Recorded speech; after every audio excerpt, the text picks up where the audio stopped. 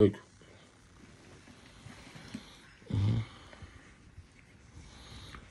خب بنده آقای مجید فتحی به آگاهی میرسانم که حرف ها و سخن هایی که از طرف آقای محمد بوده و من هیچ صحتی برای که درست میگه دروغ میگه ندارم، فقط منتقل کردن حرفای ایشون بوده. آقای محمد به من گفتش که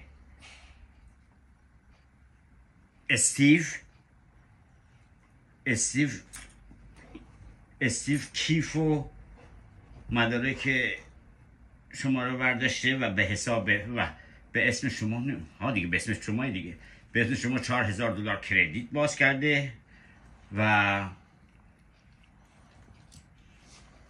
به اون نشون که به محمد به من گفت به اون نشون که یه خودکار کمرام تو اون کیف بودش. گفت اینا رو استیو انجام داده و اگه زی بخوادش من میتونم اینا رو کمکش کنم برگردونم، برم براش بگیرم برگردونم. و یک چیز دیگه، ولی گفتش که سگ‌ها کار این پسر استیو نیستش. استیو به من گفته من خودم سگ دارم، دوست دارم، اصلا این کار نمی کنم، اگه تو بدونی کیه بیا بریم بزنیمش سگا رو بگیریم. اون به محمد گفته. حالا راست دروغ اینا رو هیچ کدوم من تایید نمی کنم. که محمد به من گفت به زی بگو اینها رو کار استیوه.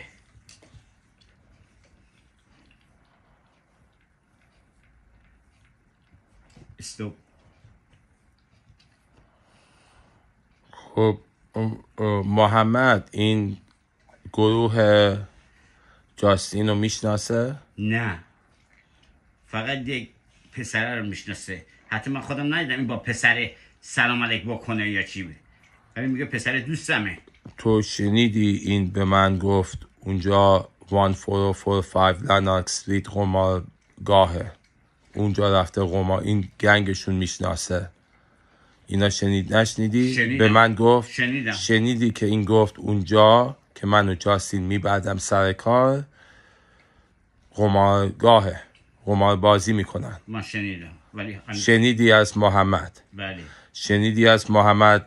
تو اونجا بودی گفت اینا گروه خطرناکن، اینا گروه قوی هستن، میان دنبال من. شنیدین؟ شنیدم ولی اگر شما یادت باشه یک روز محمد گفتش که من با عموزادم چی اختلافم افتاده نمیرم خونه. اینا رو خودم گفتم. پس فکر میکنی اینا دروغ بود؟ کدوم؟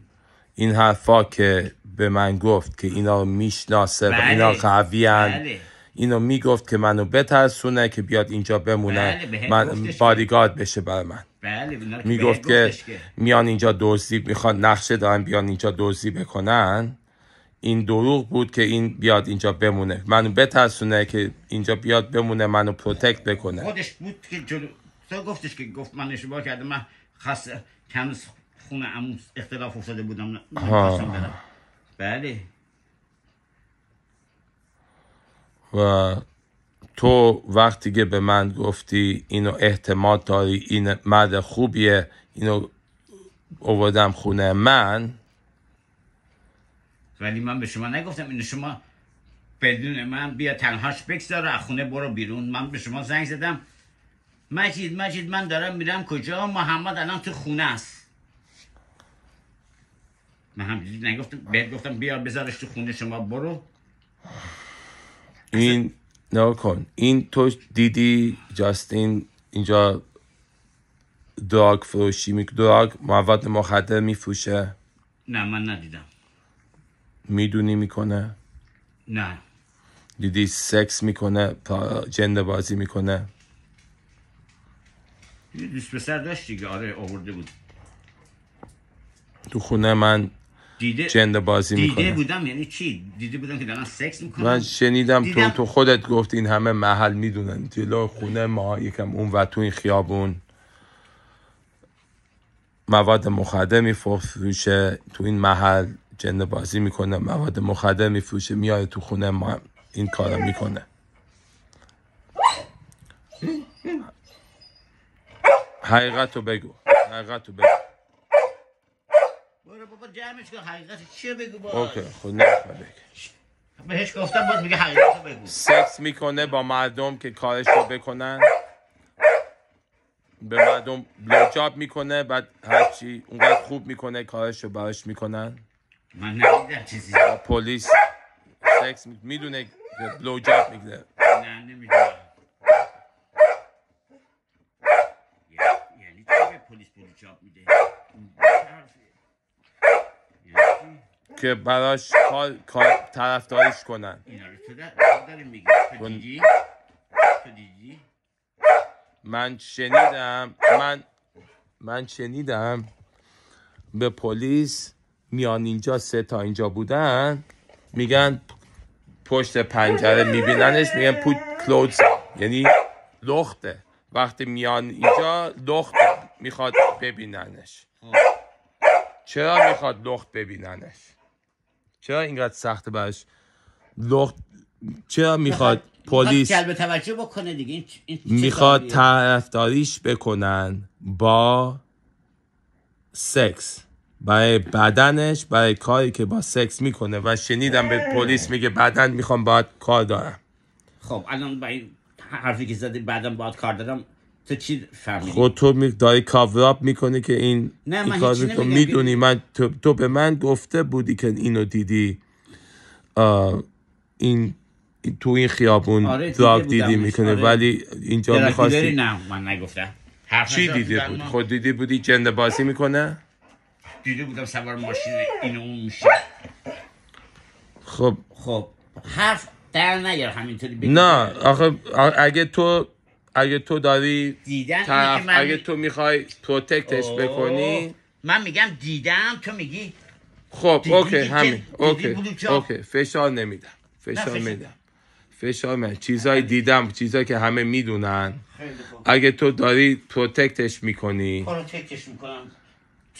ها این دختر خالمه، چی برای من داره که پروتکتش؟ نه اگه سکس به تو میده، اگر میداد به تو سکس میداد، نداده؟ نه نداده. اگر میداد چت کمکش میکردم. اختلاف به فراغ داده؟ میدونی؟ نه به هیچی نداده.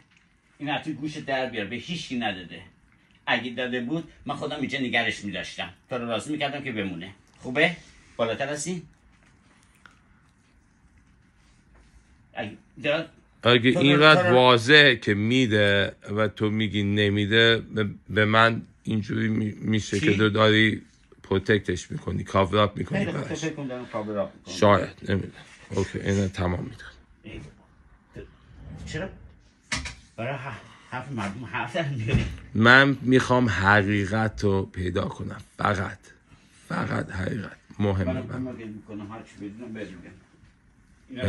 اینو که گفتی مرسی. حقیقت